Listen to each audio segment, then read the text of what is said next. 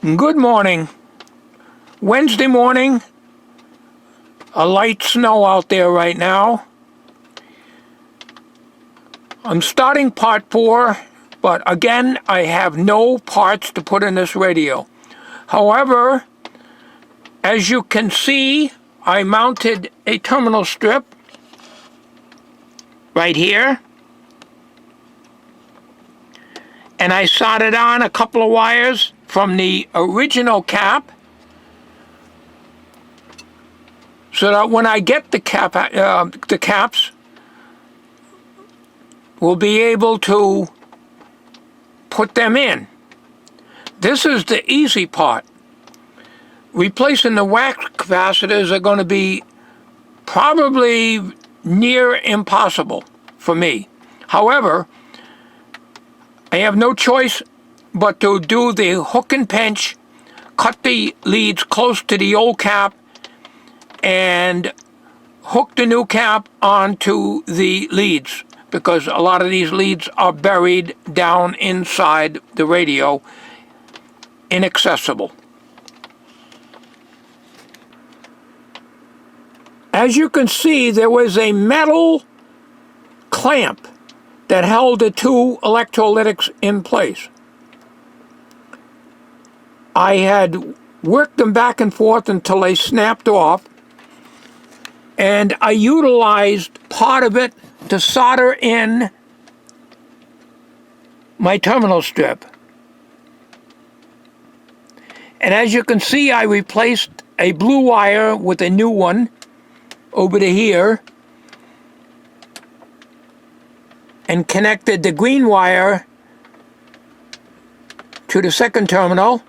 The third terminal is fastened to the chassis, is soldered to the chassis by way of here, where there was already a glob of solder on it. And that can't be used because the common negative is not the chassis. Common negative is right here at that little stub that you see. From that point to the other capacitor lead, which is red there, you can see it just above the magnet of the speaker. That is the 80 microfarad at 25 volts, I believe. That I'm pretty sure I have. I probably have 100 at 25 volts. I'm almost sure I have that. So here's what I'm planning on doing, and I'm going to try to do it on this video. I'm going to install from this point to that stub over there. I'm going to hook and pinch, because that stub right there goes down in the no man's land. No way I can get to the other end of that. So I have to literally hook onto that wire, put the positive of the 80, which is probably going to be 100 microfarad, and the negative over here. So that cap will be connected to those 2 points. And the other 3 sections of the electrolytic are going to these points. This is the cap that I pulled out. And it's very difficult to see, but I managed to with a lot of magnification and wiping it off and so forth. You can see the values there, and I know the values anyways, they're on the schematic. And this little pigtail coming off of here is your common negative, and it shares the same terminal position as this one that you see sticking out of the side of the switch over there. So what we're going to do is install the capacitor between this point, the 100 microfarad, which is going to replace the 80, over to here, and then we'll add another wire from the base of that common negative stub and utilize one of these terminals for common negative. So as you can see on that terminal strip, you've got 4 terminals that I can use. The middle one is soldered to the chassis. It's the mount. It will not be used because that is connected to the chassis, and this is the common negative over here. So with one of those 4 terminals that are left on here, we're going to have 3 free ones for the 3 electrolytic sections to be connected to. This is what I broke off. This was a band that was in one piece. I just broke it off, and it held the electrolytics in place. These here, okay, of which there's this 3-section one, and then this one, which was down at the bottom here, and it is an 80 at 25 volts. So I know I've got that. And of course it'll be a lot smaller. I didn't bother. You can see a little rupture over here. See that? So you know that that's no good. On this one, it doesn't appear to be any stuff coming out of it, but I didn't bother putting an ESR meter on it because it's going to be replaced anyways. So here is my thinking on this. There is no way that I can see that that speaker will come out. No way.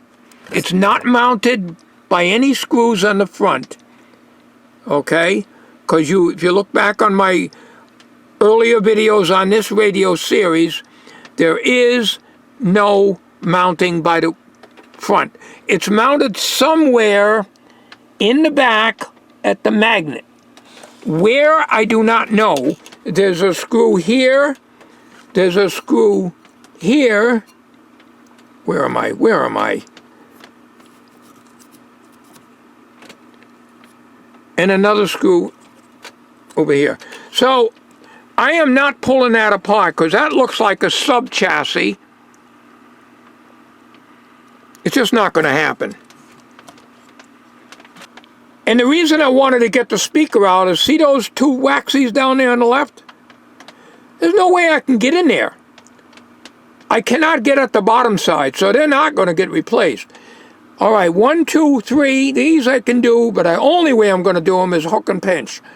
You're not going to get in there. What you have to do is to take this radio completely apart. And I do mean completely apart. I will not do that. I know there are guys that can do that impossible work successfully. So, my feeling is these caps, they're only rated at 100 volts. You may not be able to read that here. A lot of them probably are upside down. I can't tell. So, what I am going to do is replace the electrolytics. And on this video, what I am going to do is I got to replace the 3S4. So I'm going to borrow it from one of my the other radio. I'm going to borrow the 3S4. Got to put back in the, I don't even remember what the tube is now.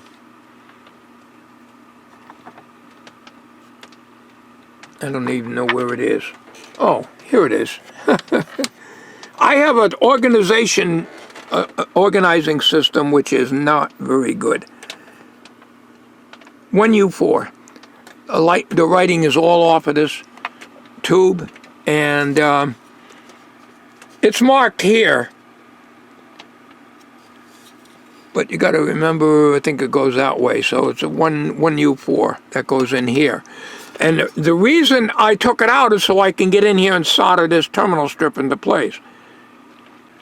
So my thinking is, after we replace, I put the 1U4 back in and replace the 3S4 audio output tube because it is no good.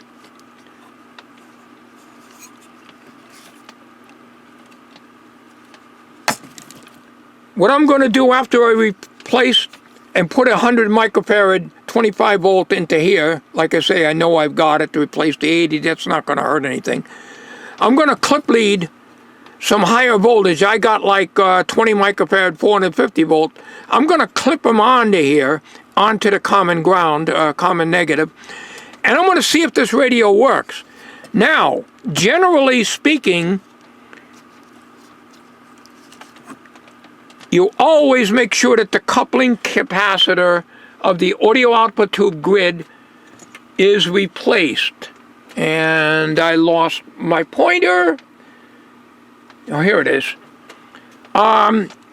Here is the coupling capacitor for the audio output tube.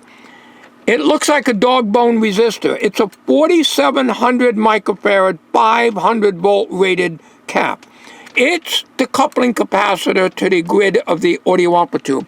This is the socket for the 3S4 audio output tube. This is the coupling capacitor. The chances of this being shorted is 0 possibility.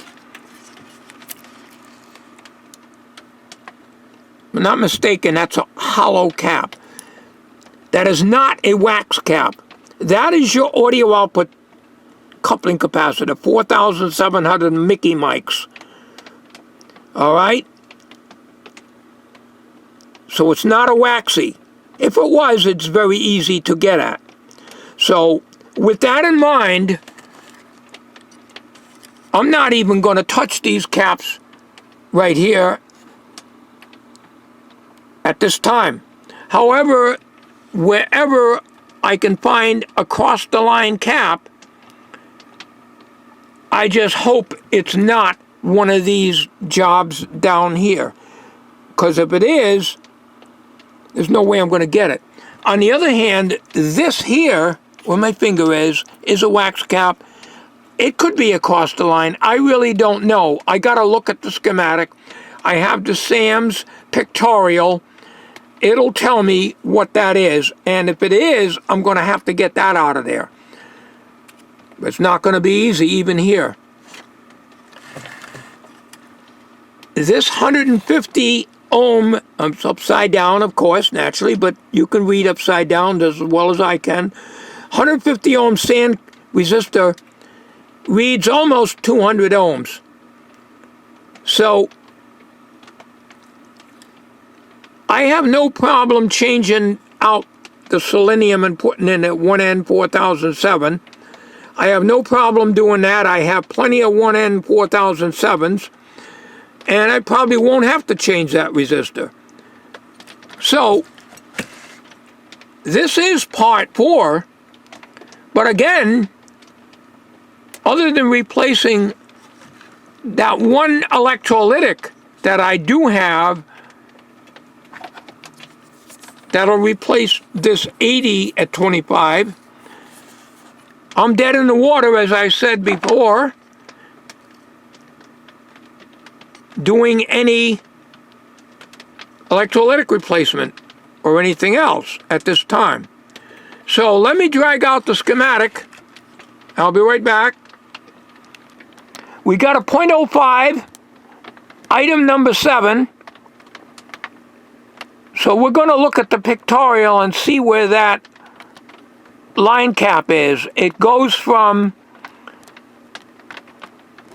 one side of the line, and now because this is not polarized, it could be the hot side, it could be the neutral.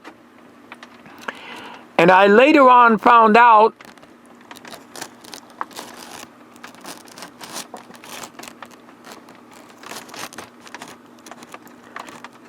there are two symbols here.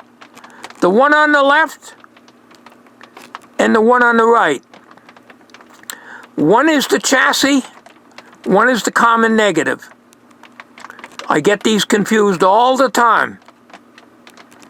Which is which? Well, the one on the right is the common negative. And the reason I know that is the electrolytics share that. So that is the common negative.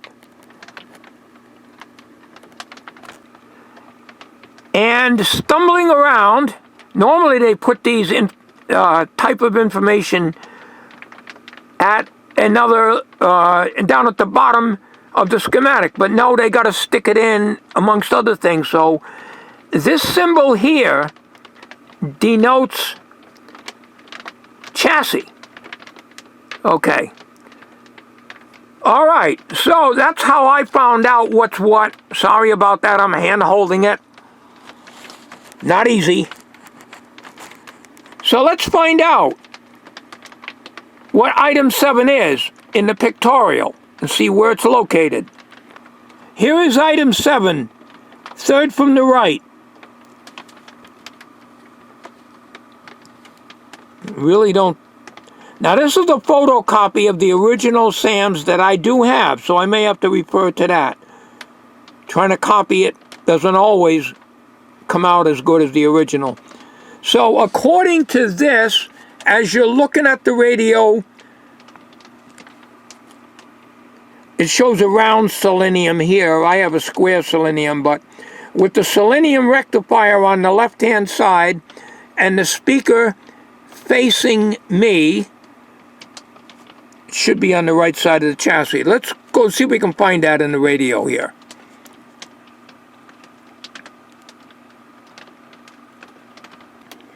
Alright, as you can see, these two blocks over on the right side of the D-cell holders, which I removed. Okay, so it's supposed to be about in this area here somewhere.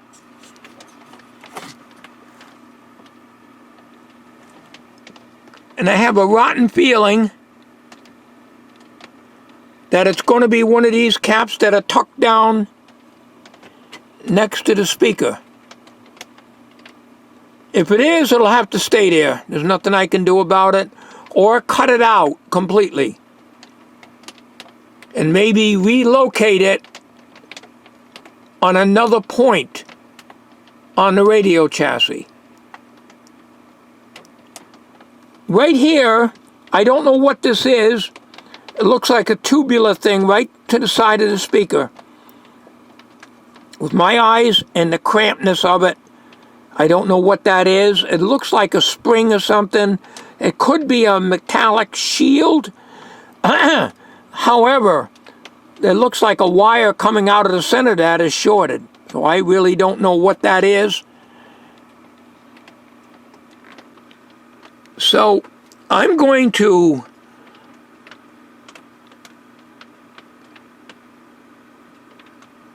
dig out 100 microfarad 25 volt. If I can get an 80, I will, but I don't think you can. I think the next step up is 100. Not a problem. And install that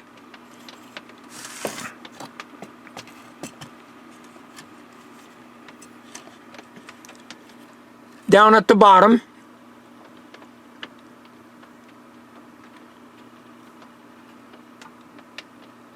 And then go from there.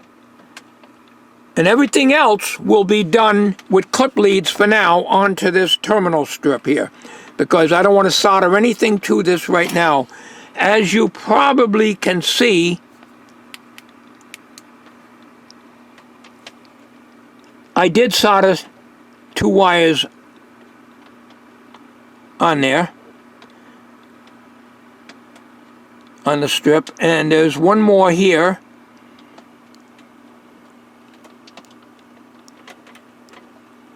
You can see it right there, that I have yet to solder onto it. And that's the red one. I may extend this, because it just goes over to here anyways. Like I did with this, I might do that. But at this time, there's just going to be a clip lead on this anyway, so I'm not too worried about that. And then I'll replace the 3S4 from one of the other radios, and at that time we'll see if we get anything out of it. It would be a real heartbreak if these IF cans had silver mica disease, for instance. That would be a total showstopper, and this will become a shelf queen or a parts radio. But let's cross that bridge when we get to it. So let me get back on the chassis here, and I'll join you when I get hooked up here. Well, after about 45 minutes of just this one part alone here, I managed to remove that pigtail that's connected to the common negative on the switch. Unfortunately, that's what switched. I can't make the change on this kind of a radio. I don't know how to switch to hot. It's completely different than an ordinary All-American 5 AC radio. So this is 100 microfarad at 50 volts. That's in here. I temporarily hooked it on the bottom there on the positive lead. And this is the common negative right over there where that black wire goes. That's a new wire. So now what I'm going to do here is the rest of it's going to be clip leaded in with the high voltage caps, because that's all I have in stock. And we're going to do that off camera, and we're going to try to see if we can make this thing work at all. I'm not sure about the across the line cap. I don't know exactly where it is. According to the pictorial, I really don't know. It could be here. But it could be one of these down here, and if it is, they'll just stay there. There's nothing I can do about it, because I'm not going to be able to get these. I hook and pinch on these, cut these leads real short to the body, and do one of these numbers here like I did with this one. It's the only way you can do this. Short of tearing the radio completely apart, which I cannot physically do. I'll never get it back together again. That's the best the best thing I can do. So the next step is I got to get the red wire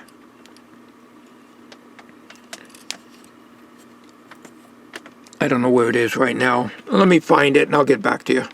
Okay, here's the red wire. It goes to that filament drop-in resistor here at 1,000 ohms at each side. It's not quite long enough to reach this terminal right here where my finger's pointing.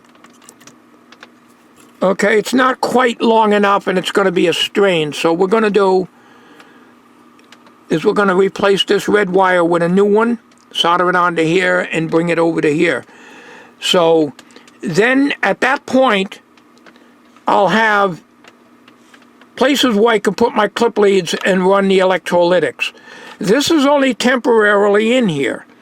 I haven't soldered this end yet. You can see it's just in here. This is the common negative. This is only temporary. I'll hook and pinch that properly and snip it off, but it's going to hang in the air like that. There's nothing I can do. I can't put a heat shrink on that. So I have to put a piece of tape on it. It's going to look like hell, but my work is terrible anyways. There's no way. I tried finding that other end of that wire. There's no way. It's buried in there. It goes to no man's land. All right, so I'm going to replace this wire with a longer piece of new wire. I got some Belden red that I'm going to replace this with. I'll be right back when I do that, when I get it mounted from here over to where my finger is, right here. That's going to be the red lead attachment point. All right, I added a red wire here, and I put it into the terminal strip over here. I like to solder. I can't find my pointer. I use a bigger screwdriver. I like to bring the wires from the old caps and so forth into these holes in the back here on the terminal strip rather than to put them into here. I want the components to go in here because otherwise there's too many wires. So it still makes the same connection. So, all right. So now what I got to do here is do clip lead.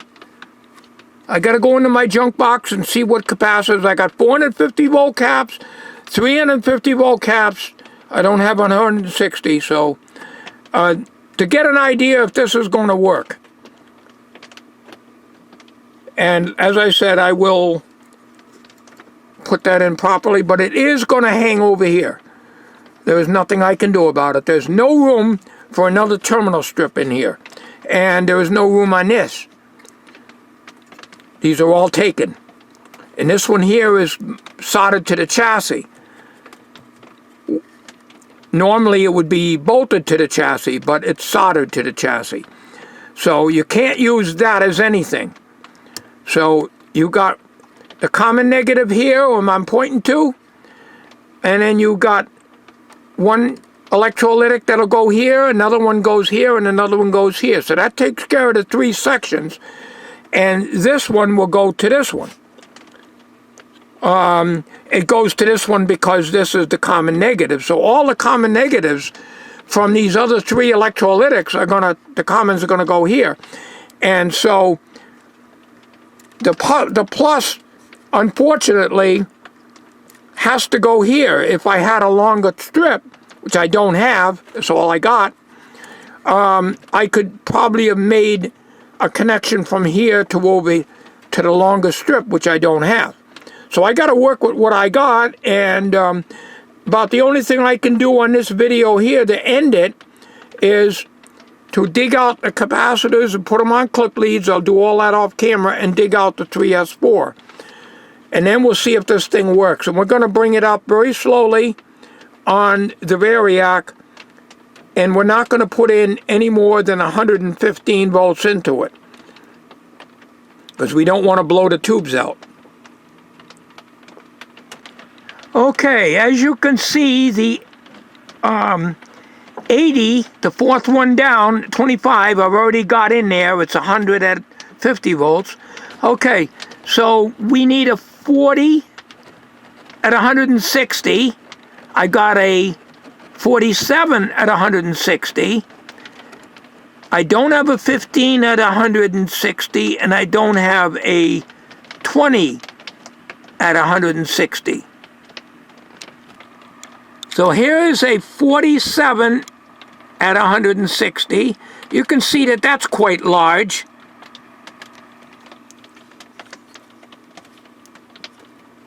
But that's going to replace the 40. Unless I went down to a 33. You always go up. You don't want to go down. And for the 15 microfarad and the 20 microfarad, I've got 22 at 450.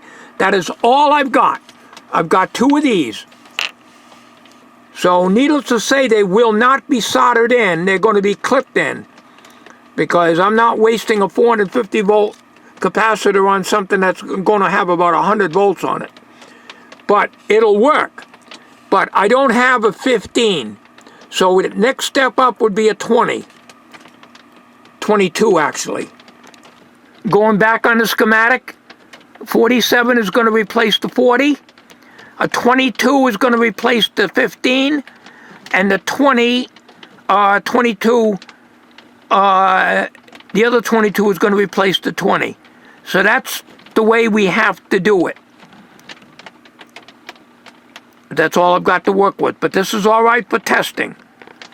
So I'm going to clip those in, dig out a 3S4, put the other 1U4 back in here again, and then we got to connect up the antenna leads. That's not a problem. We got the thing right over here.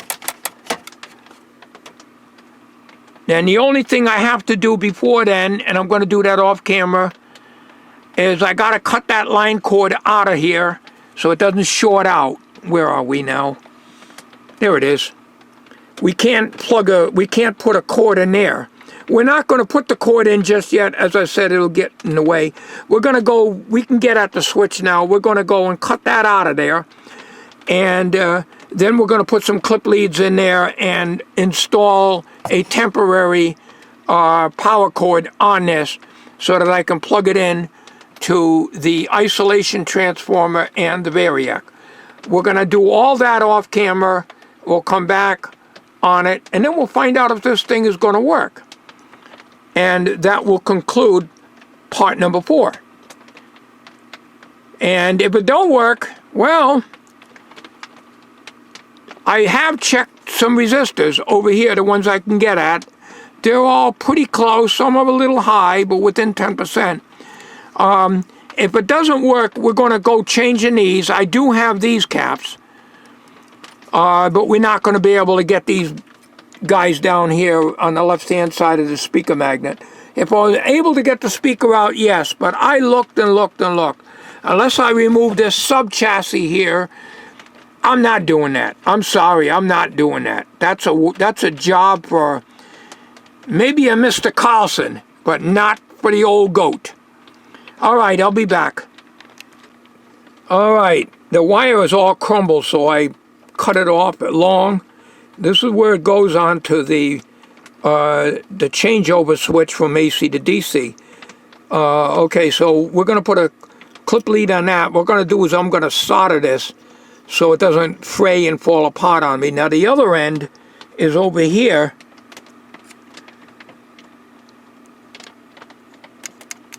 And that's easy to get at. So this is the mess I got to get rid of here. You can see that's very bad.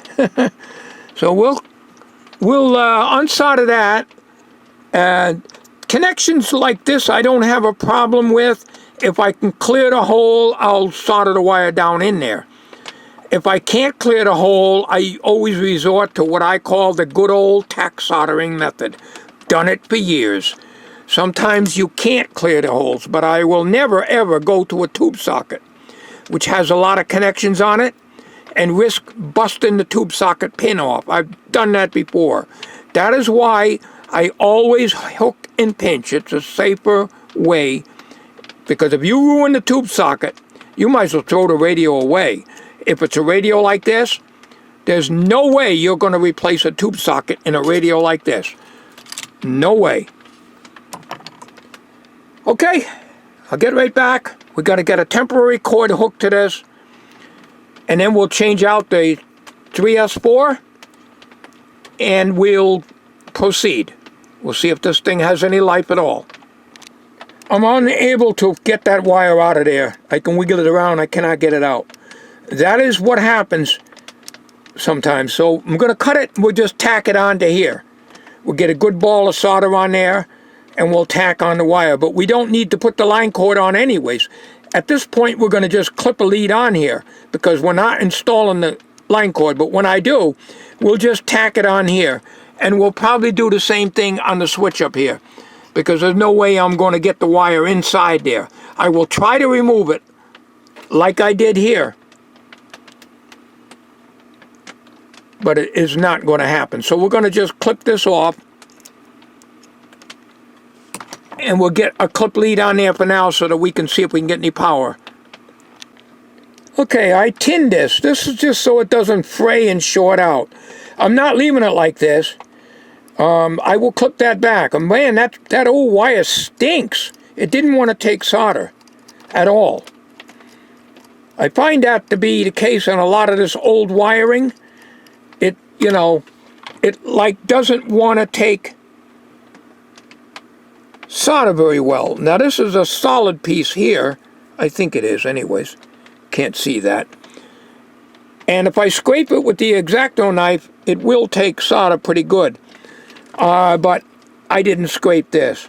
But this is only temporary, as I said. When I get to put the cord in properly, I will do it better. Worst case scenario, like I say, I'll have to tack it on there. It's not what I want to do, but it's what only thing I'm able to do. Oh, I hate working like this. What a Rube Goldberg setup this is. But this is what I've always done in the past. When I had my attic workshop, wires every which way. Not always the right clips either. I had to keep all the commons, all the common negative green anyways. Oh, damn thing came off. I was trying to make the connection in here. Alright, I'm going to double check this before I fire it up. You can see where I've got the AC. It don't matter which is negative, which is common negative or neutral or not. on this anyways, because it's running through an isolation transformer. Nothing's turned on yet here. So we got the 47 microfarad at 160 volts. Common negative, all the green goes to the common negative terminal here, along with the little electrolytic that I got in there. Okay, all your common negatives, this is your common here. And take my word for it, that's common negative. Take my word for it, that's the common negative. And we're connected up to the proper places. We're going to double check it before we fire it up. And the only thing that's not connected yet is the antenna. What I want to do is to see if I get if there's any shorts or anything before we continue. And we just hope we don't blow a tube out. We didn't change the selenium, as you can plainly see. We didn't change the sand resistor because I don't have anything to replace it with. But it's almost 200 ohms anyways. So if anything, it probably won't work. It shouldn't harm it. So let's let me check this. The volume's all the way up. The power switch is on because normally the switch is out when the cover is open. So the radio is actually on, and all I need to do is turn the power on. But I'm going to do that after I recheck my connections. I don't want any shorts here. It's not what I like to do. I'd rather just put the electrolytics in so I wouldn't have to do all this mess. But when you don't have the materials, you can't proceed. And it's going to be a long time before I'll be able to get the parts for this. So I want to let you know that I am working on it. The meter just barely turns on at 32 volts. We're not drawing any current. We only got 32 volts going in. We got a voltmeter on here. I ran out of green clip leads, so we got a white one on the negative. We're reading across the input filter right now. Here's our meter connection here. Just added to the Rube Goldberg setup here. That's the isolation transformer you're hearing humming. It's a mechanical hum. I can feel the vibration. So let's turn that up to 37 volts. 14.7 volts DC. Now the input filter is going to be the one that's going to have the highest voltage, and it isn't going to probably be all that much anyways. So we're monitoring the current. We don't, on the analog meter we got nothing, and on the digital we don't, but I don't think it shows anything until it gets 100 mils anyways. So let's go to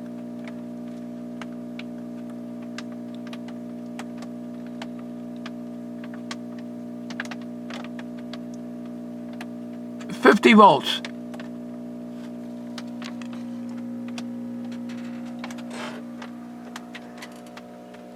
$35 volts on the input filter. Wouldn't expect any life out of it.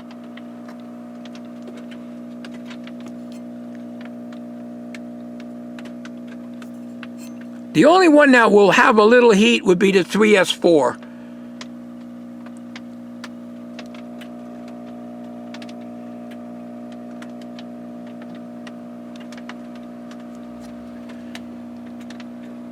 And of course there's no antenna, but we're going to hook the antenna up, but that'll be afterwards.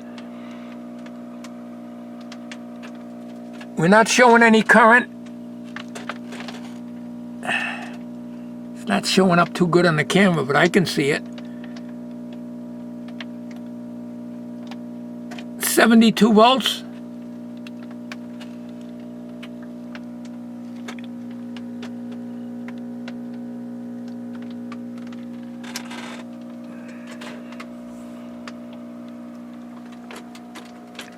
$54 volts across the input filter. All right. 25 volts. No current draw. It's not going to be much on these radios anyways. We're 65 volts B+. We're not sure what we're supposed to have on this. Let me see if I can see this.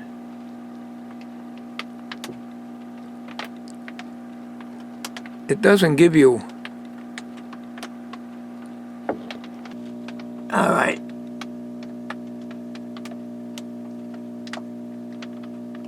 $98 volts.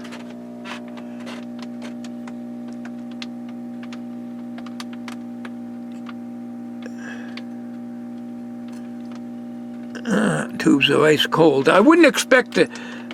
I would expect a little heat out of the 3S4 because it's a 3-volt filament. It can generate a little heat, but very, very little. It's cold in the shop. Not real cold, but, you know. All right. We've got 76.3 volts B+ right now. We should be getting something out of this radio, but it could be that the speaker's no damn good, too. I mean, you know, we got the voice coil cleared up.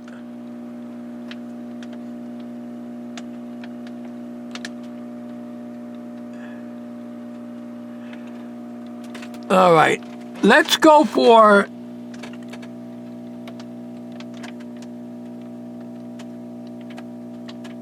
let's go for 115. We're not drawing any current. Let's go for 115. We got 89.4 volts B+. Now, like I say, I don't know what the B+ is supposed to be when you're running online, but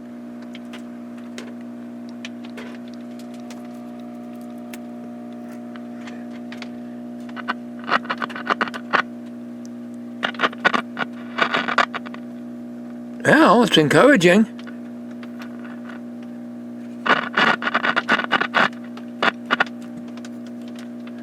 All right. Let's see if we can get the antenna on here. It's not going to be easy, but I'll do that off camera. All right. Well, some more Rube Goldberg in here. We get a little static out of it. Now, this is the proper phasing for this, because this here is the volume, and this is the tuning where the shafts go through. This is the tuning, and it's the volume. So this is the way this thing would fit. Okay? So we didn't reverse them. We are getting a little static, but we're not getting any stations. Tuning condenser is really hard to turn. Really hard.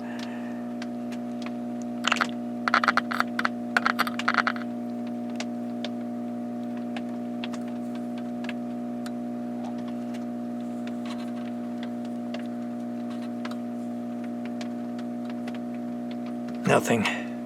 I did have a little hissing.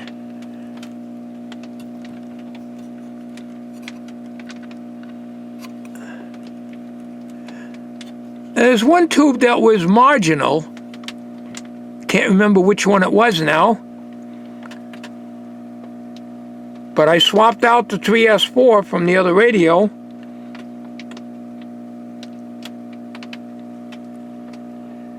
So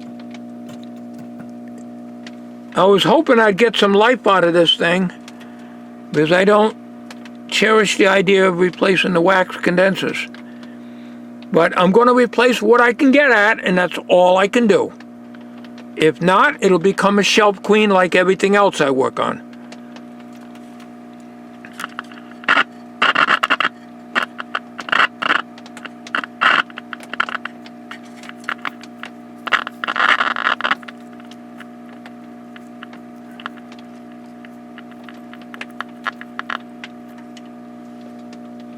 Could be that tube.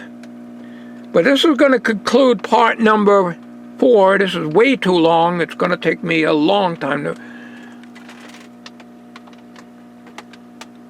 render this and edit it. But that's all I'm going to do. I really can't keep Rube Goldberg in this stuff. It's too easy to short out. I have to wait till I get the money to get the caps for this. That's the bottom line. As far as the line bypass capacitor is concerned, number 7, is it? I don't know where the diagram is now. Can't find anything when I'm looking for it. The heck with it. It's in there. I don't know where it is. It's probably one of those that are tucked in near the speaker's frame, and there's no way I can get at it. So all I can do is, if it is one of those, and I will have to investigate further, I will simply clip it out and try to find another place in the circuit where I can add it, even if it's at this point here. Okay, where the line comes in, I can add it at that point. You know, I don't see why it would have to be buried under the chassis. Okay, that's it. Turn that isolation off, turn that down, and that's it. So this concludes part number 4. I wasn't even going to make this, but I did want to do something. My meter just timed out, so we'll shut it off. And that's it. So that's going to conclude this video.